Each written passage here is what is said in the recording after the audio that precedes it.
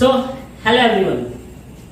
Now, today we are going to solve or start the problem number 4 of cost sheet. First second third problem हमने किया जिसका मैंने आपको question का PDF भी सेंड कर दिया। नाउ प्रॉब्लम नंबर 4 आज कर रहे हैं। सो देखेंगे सबसे पहले अगेन मैं पूरा प्रॉब्लम आपको एक्सप्लेन कर रहा हूं, पूरा प्रॉब्लम देखेंगे आप लोग एंड उसके बाद आपको पता है कि उसको लिख कर क्या करना है, आपको टिक लगाना है कि कौन सा आपका फैक्ट्री ओवरहेड्स है, कौन सा आपका डायरेक्ट ओवरहेड्स है, आपका कौन सा आपका ऑफिस एंड एडमिनिस्ट्रेटिव है, कौन सा आपका सेलिंग एंड डिस्ट्रीब्यूशन ओवरहेड है, ये सब आपको टिक लगाना है सो दैट प्रॉपर आपको समझ में आना चाहिए। पूरा प्रॉब्लम मैं आपको सॉल्व करके दिखाऊंगा। सो देखेंगे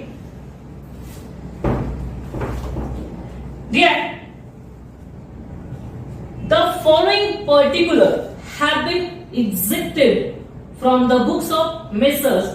Soham Manufacturing Company for the year ended 31st of March 2014.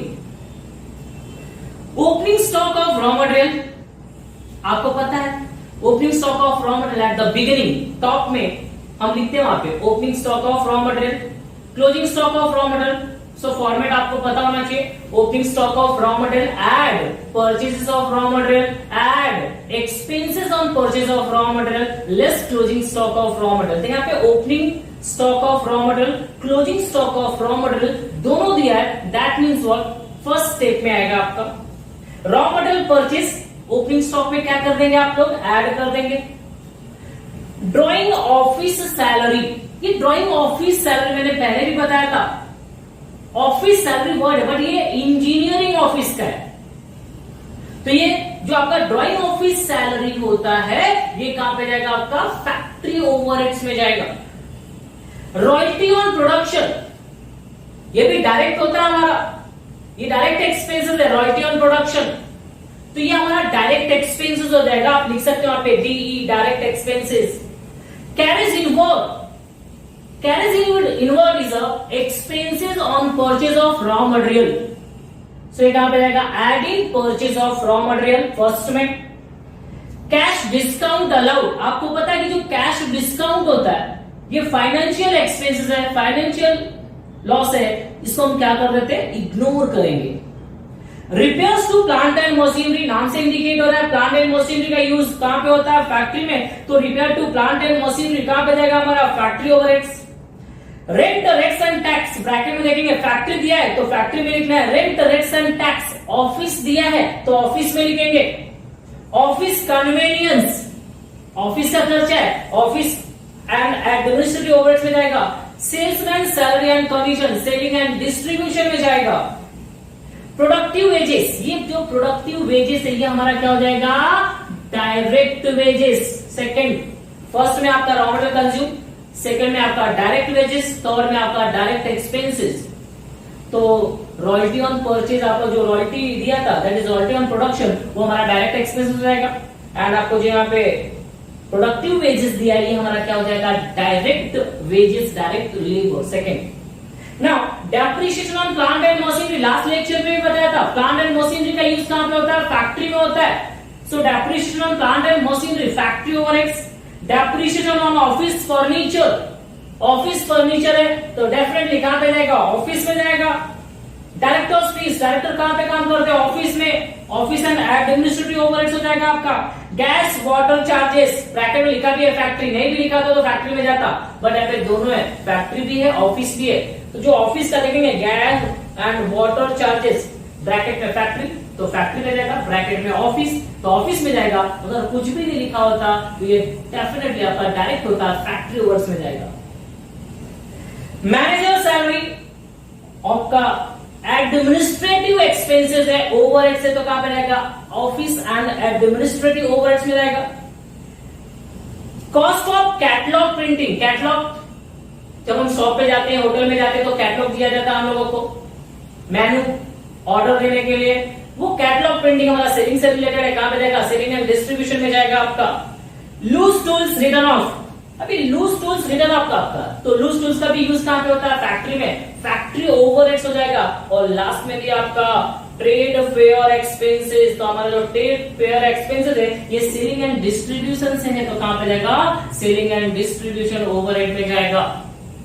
Now उसके बाद नीचे भी कुछ आपको इंफॉर्मेशन दिया, आप देखेंगे वहां पे क्लियरली दिया है, out of 48 hours in a week, out of 48 hours in a week, manager devote 40 hours for factory and 8 hours for office per week for the whole year. वापस देखेंगे, out of 48 hours in a week, week में total कितने hours है यहाँ पे? 48। Manager devote, उसमें से manager क्या करता है? 40 आवर्स डिवोट करता है, किसको? फैक्ट्री को देता है। एंड 8 आवर्स किसको देता है? ऑफिस को देता है। तो डेफिनेटली जो मैनेजर का सैलरी होगा वो दो पार्ट में डिवाइड होगा, ऑफिस एंड फैक्ट्री। तो देखेंगे आप, ऑफिस में वो 8 आवर्स देता है एंड फैक्ट्री में 40 आवर्स देता है। तो 40 आवर्स का जो पेमेंट है वो फैक्ट्री आवर्स में जाएगा, और जो 8 आवर्स का पेमेंट है वो कहां पे जाएगा? ऑफिस में जाएगा। मैं आपको कैलकुलेट करके दिखा देता हूं। आप ऊपर देखेंगे आपका जो मैनेजर का सैलरी है, आप देखेंगे manager salary is given 60,000। Manager का जो टोटल सैलरी है वो 60,000 गिवन है। मैनेजर का सैलरी कितना दिया है? 60,000।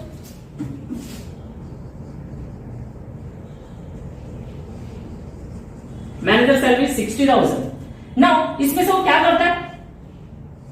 Total in a week 48 hours है, 40 आवर्स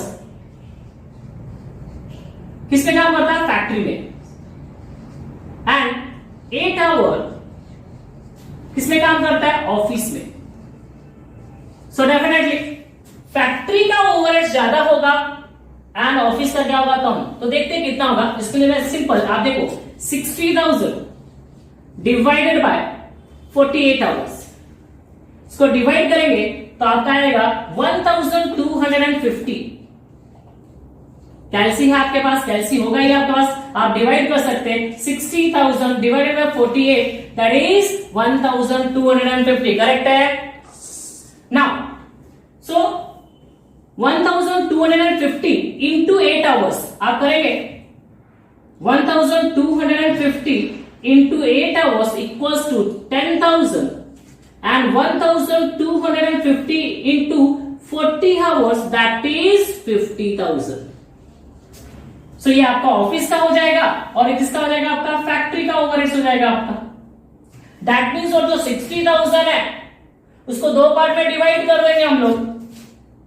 50,000 फैक्ट्री ओवरहेड्स हो जाएगा आपका एंड जो आपका 10,000 है वो आपका क्या हो जाएगा? ऑफिस का ओवरहेड्स हो जाएगा। सो बाद में करने वाले प्रॉब्लम है, बट मैंने आपको अभी सॉल्व करके दिखा दिया। सो प्लीज देख लेंगे आप उसको। नाउ उसके बाद भी दिया था कुछ, देखेंगे वहां पे, the management has fixed the selling price at the rate 110% of cost. मुझे याद है मैंने लास्ट लेक्चर में 10% ऑफ कॉस्ट प्राइस दिया था, सिंपल दिया था 10% ऑफ कॉस्ट प्राइस। यहां पे बोला कि the selling price at the rate 110% of cost. बोला कि जो हमारा सेलिंग प्राइस है वो 110% ऑफ कॉस्ट, कॉस्ट का 110। तो कॉस्ट का मैंने बताया था आपको, कॉस्ट यहां पे आपका कितना हो जाएगा? 100 एज्यूम करेंगे हम यहां पे। प्रॉफिट कितना हो जाएगा आपका? 10%। तो हमारा सेलिंग प्राइस कितना हो जाएगा? 110% हो जाएगा। मतलब सिंपल अगर मैं बोलूं आपको तो यहां पे हमको कॉस्ट का 10% फाइंड आउट करना है। जो भी आपका रहेगा, जो भी आपका कॉस्ट है उसका 10% हम उसमें ऐड कर देंगे। यहां पे कॉस्ट को देख लेंगे, यहां पर कॉस्ट को नहीं कह दे रहे, यहां पे कॉस्ट को हम 100% लेंगे। प्रॉफिट क्या करेंगे? इसमें ऐड करेंगे 10%। तो जो आपका सेल आएगा वो 100 एंड कितना हो जाएगा आपका? 10। तो आपके प्रॉब्लम में यही बोला है। प्रॉब्लम में क्या बोला है? The management has fixed the selling price at the rate 110% of cost. तो कॉस्ट का 110% आपका, तो कॉस्ट में 10% प्रॉफिट ऐड कर देंगे तो डेफिनेटली आपका जो सेल होगा वो कितना होगा, आपका 110% हो जाएगा ना। इसके बाद हम लोग प्रॉब्लम स्टार्ट करते हैं।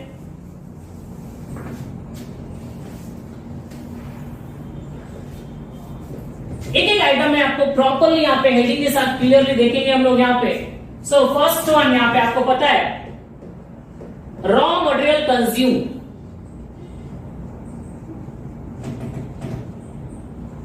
बच्चों दिख रहा है, raw material consume.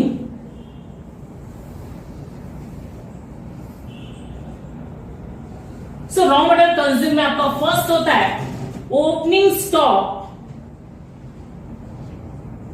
Of raw material. First item आपका वहां पे दिया opening stock of raw material that is 2,35,000। 2,35,000 आपको पता है, इसमें हम ऐड करते purchase of raw material.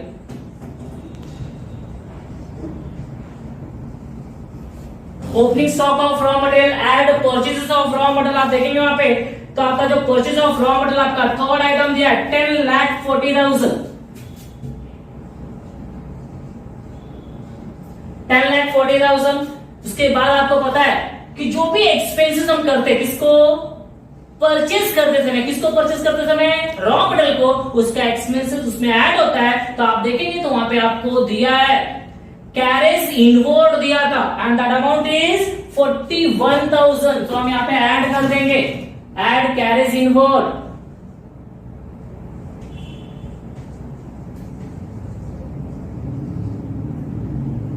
Carriage inward and that is 41,000। इन तीनों को हम क्या कर देंगे, टोटल कर देंगे। Opening stock of raw material add purchases of raw material add carriage inward, total कर देंगे आप लोग। तो आपका आएगा दैट इज 13,16,000। 13,16,000। इसमें से हम क्या करते हैं, आपको याद होगा format, opening stock of raw material add purchases of raw material add expenses on purchase of raw material less closing stock of raw material which is गिवन। आपका सेकंड आइटम दिया है आपको that is 2,50,000 less closing stock of raw material, less closing stock of raw material that is 2,50,000। So 2,50,000 minus कर देंगे and we will get the raw material consumed. आपको बताया था मैंने आपका, दैट इज इसको लेस कर देंगे, विल गेट द 10,66,000। 10,66,000 ये हमारा क्या हो जाएगा, रॉ मटेरियल कंज्यूम। एंड उसके बाद ये आपका फर्स्ट था। सेकेंड हमारा होता है डायरेक्ट वेजेस और डायरेक्ट लेबर। डायरेक्ट वेजेस और लेबर। सो डायरेक्ट वेजेस और डायरेक्ट लेबर के बिहाफ में अगर आपको याद होगा तो हमें प्रोडक्टिव वेजेस दिया था। तो मैं यहां पे आपके लिए अलग से हेडिंग बना के लिखता हूं, productive wages. And productive wages का अमाउंट आपका 7 लाख रुपीस दिया हुआ है। एंड थर्ड आपका डायरेक्ट एक्सपेंसेस था। एंड डायरेक्ट एक्सपेंसेस में अगर देखेंगे आप,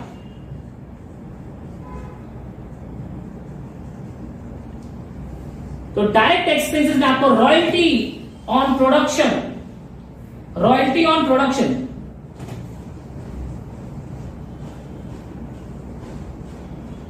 सो royalty on production and that amount is 70,000।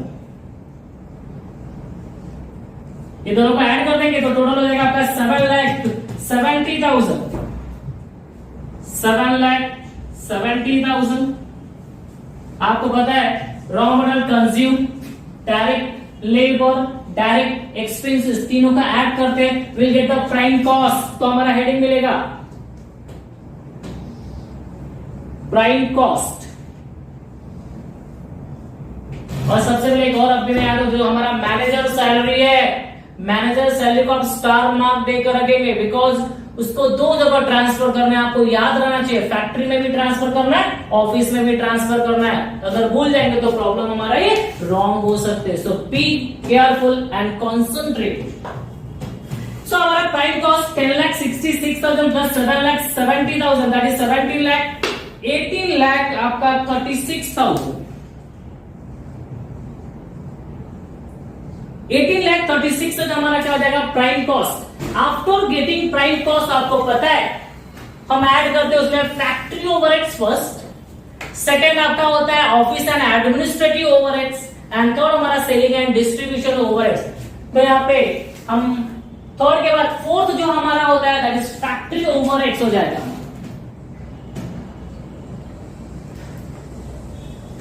Factory overhead. Now so factory overhead में क्या करेंगे हम, फैक्ट्री से रिलेटेड हमारे जितने भी एक्सपेंसेस होते हैं, ओवरहेड होते हैं, उसको फैक्ट्री के हेडिंग में हम लोग क्या कर देंगे, राइट करेंगे। सो देखेंगे यहाँ पे क्या दिया, फैक्ट्री से रिलेटेड आपका first one drawing office salary,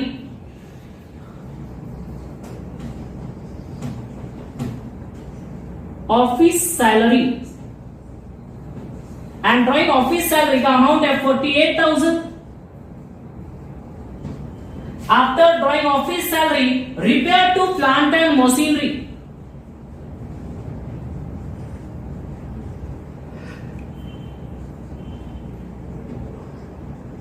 Repair to plant and machinery. Clearly आप देखेंगे यहाँ पे एक भी आइटम छूटना नहीं चाहिए आपका। That amount is 53,000। बेटा मेरे से लाइन के बाहर आ रहा है, आपसे नहीं आना चाहिए। आपके पास नोटबुक होता है, आपको प्रॉपरली उसमें लिखना है। Reverse to plant and machinery का factory rent and tax, factory rent and tax. So factory rent and tax का अमाउंट आपका 15,000।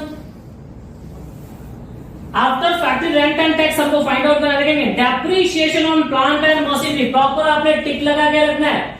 Depreciation,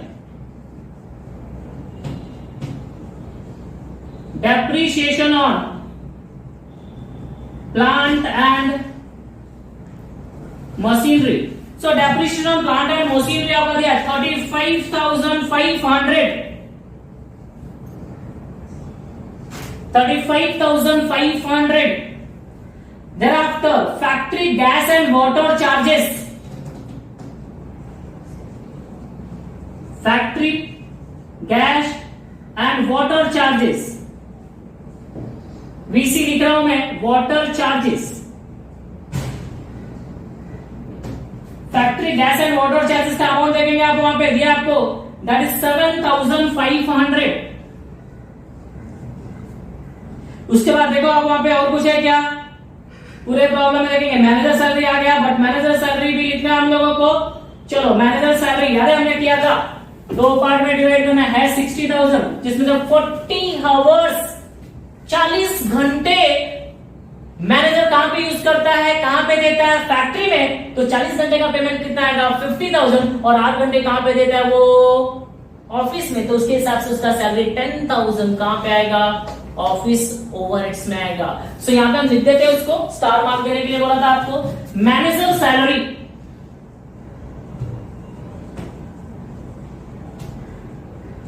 and that amount is 50,000, star mark देंगे, आपको पता होना चाहिए वो 60 माइनस 10,000, 50,000। एंड आपको देखना कि और कुछ छूट रहा है क्या वहां पे, तो देखेंगे वहां पे yes, loose tools written off, जो आपको लास्ट में दिया था, लूज टूल्स रिटर्न ऑफ,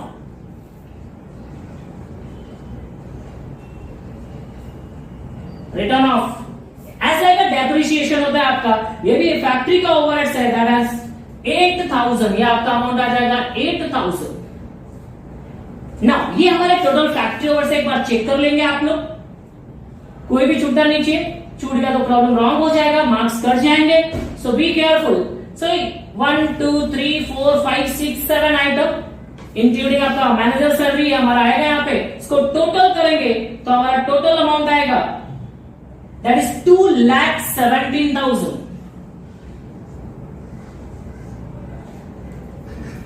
2,17,000 हमारा फैक्ट्री ओवरहेड्स आएगा, इसको टोटल करने पे 2,17,000 को हम लोग क्या करेंगे, प्राइम कॉस्ट में ऐड कर देंगे, सो will get the gross work cost.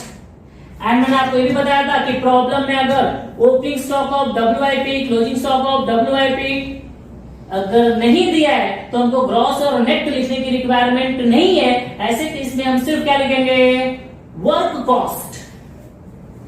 Sample अगर मैंने लास्ट लेक्चर में अगर आप देखेंगे, लास्ट लेक्चर देखे रहेंगे तो मैंने आपको इन एंड आउट वाला एग्जांपल दिया था। सो 18,36,000, 2,17,000, 18 to 20 lakh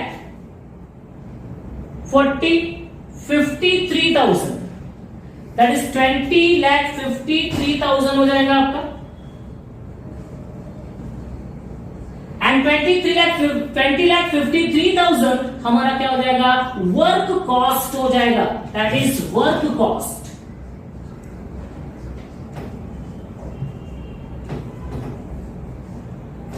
work cost, so ये प्राइम कॉस्ट, ये आपका क्या हो जाएगा, work cost.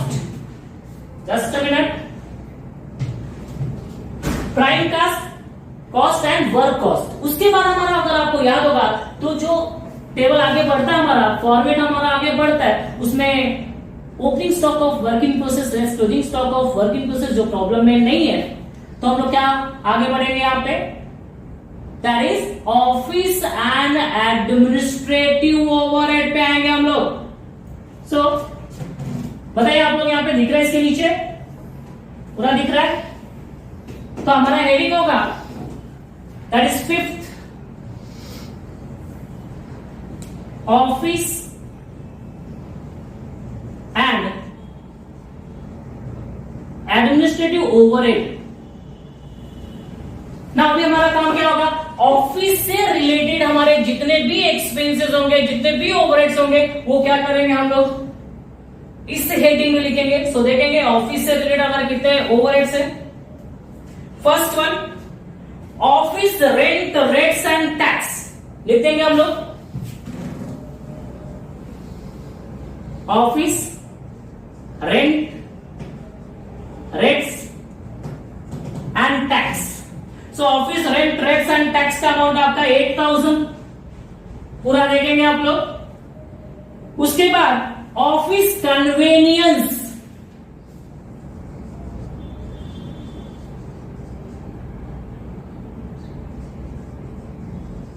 Office convenience and the amount is 15,500। उसके बाद डेप्रिसिएशन दिया था आपका ऑफिस फर्नीचर का, depreciation on office furniture and that amount is 3, आपका ऑफिस फर्नीचर का डेप्रिसिएशन 3,000 गिवन है, इसके नीचे दिख रहा है आपको। डेप्रिसिएशन में आपका डायरेक्टर्स फीस गिवन था,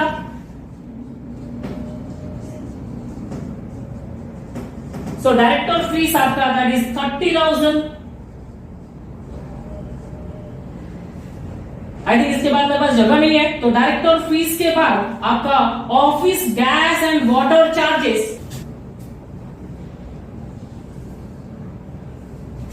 नाउ सो डायरेक्टर फीस के बाद हम देखेंगे तो आपको दिया था office gas and water charges, तो office gas and water charges लिखेंगे। Gas and VC, that is water charges, and that amount is 1,500। और उसके बाद देखना और कुछ हो गया, यस मैनेजर सैलरी जो आपने 50,000 फैक्ट्री में दिखाया था, 8 आवर्स का आपको ऑफिस में दिखाना है, that is manager salary. Star mark बोला था आपको देने के लिए।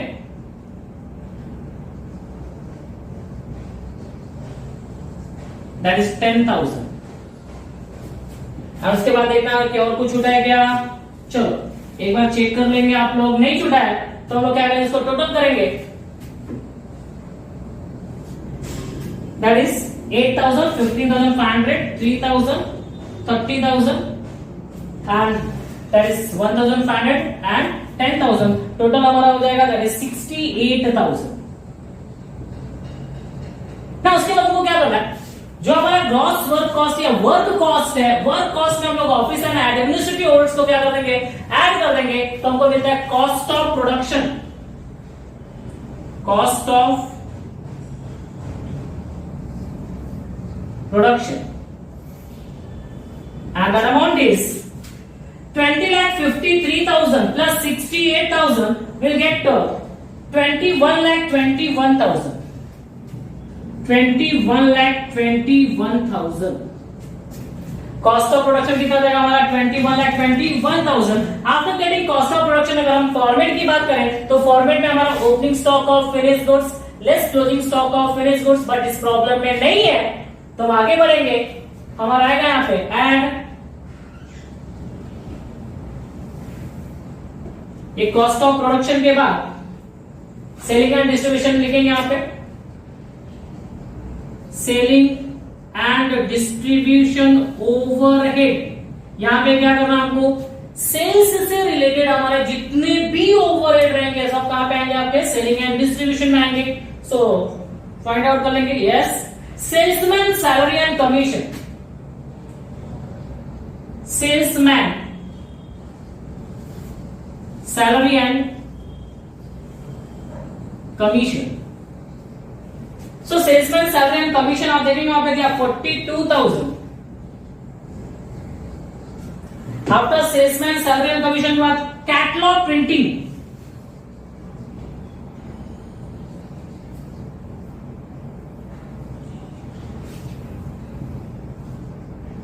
कैटलॉग प्रिंटिंग का अमाउंट देखेंगे तो आपको वहां पे दिया हुआ है 10,000.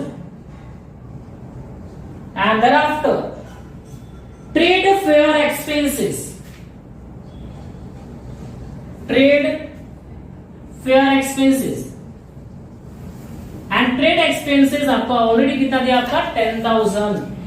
तो ये तीनों ही एक्सपेंसेस है, उसके बाद कोई भी एक्सपेंसेस नहीं है. इन तीनों को ऐड कर देंगे तो 62,000 मुझे दिख रहा है. टोटल हो जाएगा आपका 62,000. सो आफ्टर प्राइम कॉस्ट में हमने तीनों आपके फैक्ट्री ओवरहेड्स, आपका office and administrative overheads and selling and distribution overheads को ऐड कर दिया. So will get the total cost. ये हमारा हो जाएगा टोटल कॉस्ट या cost of sale, cost of sale और टोटल कॉस्ट दोनों लिख दिया. सो देखिए हमारा टोटल कॉस्ट कितना हो जाएगा आपका 1,21,000 plus 62,000, 83. That means what, 21,83,000. 21,83,000 हमारा क्या हो जाएगा, दैट इज टोटल कॉस्ट या cost of goods sold cost. ना इसके बाद हमारा होता है प्रॉफिट एंड प्रॉफिट के बाद क्या होता है सेल्स. मैं लिख देता हूं, इसमें ऐड करते हैं हम लोग प्रॉफिट एंड प्रॉफिट के बाद क्या आता है आपका सेल्स. एंड प्रॉब्लम में जैसा कि मैंने आपको बताया था, क्लियरली मेंशन किया था कि आपका जो सेल्स है वो कॉस्ट का 110% है. ठीक है, वहां पे आपको प्रॉब्लम में गिवन था the management has fixed the selling price at the rate 110% of cost. जो मैंने आपको ऑलरेडी यहां पे एक्सप्लेन किया था कि कॉस्ट का 110, तो कॉस्ट का 110, तो कॉस्ट को हम लोग 100% एज्यूम करेंगे और उसका 10% प्रॉफिट. वापस एक इसको हमने 100% एज्यूम किया, इसका 10% प्रॉफिट, तो cost plus profit equals to sales. Cost में प्रॉफिट को क्या किया ऐड, 100 प्लस 10 टोटल कितना हो जाएगा आपका 110. मतलब सिंपल मुझे 21,83,000 का 10% क्या करना है, निकालना है. That is 10% of cost. ऐसा ही बोल सकते 10% ऑफ कॉस्ट ना, तो 10% ऑफ कॉस्ट हमारा हो जाएगा, इसका पता था 10% निकालना तो लास्ट का जीरो निकाल दो. कितना आएगा आपका 2,18,300. 2,18,300 300, लास्ट का जीरो निकाल दिया तो आएगा आपका 2,18,300। फिनिश हो गया। इसका 10% प्रॉफिट ऐड कर देंगे तो आपको क्या मिल जाएगा, सेल्स दैट इज 21,2 कितना होगा, 23 लाख 80 90 1 लाख मतलब 24 लाख 1,300 24 लाख 1,300 24 लाख 1,300 24 लाख 1,300 हमारा क्या हो जाएगा, सेल्स। होप आप सबको प्रॉब्लम समझ में आएगा। जो वर्किंग थे वर्किंग भी देख लीजिएगा आप लोग, ये आपके वर्किंग थे। एंड यहां पे मैंने कैलकुलेशन किया था ये वाला कॉस्ट का 10%, सेल कितना देगा आपका 110। सो एक प्रॉब्लम आपका प्रॉब्लम नंबर 4 हमने कराया फॉर प्रैक्टिस। आप जितना ज्यादा प्रैक्टिस करेंगे आप परफेक्ट होंगे। सो प्लीज प्रैक्टिस कीजिएगा और कोई भी डाउट रहेगा तो लाइव सेशन में क्या करेंगे आप लोग उसको क्लियर करेंगे। पूरा प्रॉब्लम मैंने ब्लैक बोर्ड पे करा दिया है। ब्लैक बोर्ड बोलो व्हाइट बोर्ड बोलो, जो भी डाउट है इसमें आप क्या करेंगे मुझसे क्लियर करेंगे कल के लाइव सेशन में। सो और यहां पे देख लेंगे cost sheet for the year ended. तो जो भी ईयर एंडेड रहेगा, जैसे इस प्रॉब्लम में हमने ईयर एंडेड लिखा था 31 मार्च 2014, तो हम लिखेंगे यहां पे 31 मार्च 2014 31 मार्च 2014 तो 31 मार्च 2014। और किसी का नाम दिया गया, किसी इंडस्ट्री का नाम दिया है तो लिखेंगे मेसर्स सोहम मैन्युफैक्चरिंग कंपनी, तो लिखेंगे मेसर्स सोहम मैन्युफैक्चरिंग कंपनी, पूरा लिखना पड़ेगा आपको। Messrs Soham manufacturing company cost sheet for the year ended 31 March 2014। Now उसके बाद प्रॉब्लम खत्म हो गया। नेक्स्ट प्रॉब्लम से इसमें थोड़ा कॉस्ट शीट में थोड़ा डिफरेंट करेंगे। CPU cost per unit find out करना है, क्लोजिंग स्टॉक फाइंड आउट करना है, मल्टीपल प्रोडक्ट हो सकते हैं तो उसका आपको अभी करना है। ये हमारे 4 प्रॉब्लम बेसिक प्रॉब्लम। रिक्वेस्ट है ये 4 प्रॉब्लम आप घर पे प्रैक्टिस करो और एक्स्ट्रा इसके बेस पे प्रॉब्लम भी आप क्या कर सकते हैं, प्रैक्टिस कर सकते हैं और जो भी डाउट है क्लियर करेंगे कल के लाइव सेशन में। Thank you. यहां पे हम कंप्लीट करते हैं।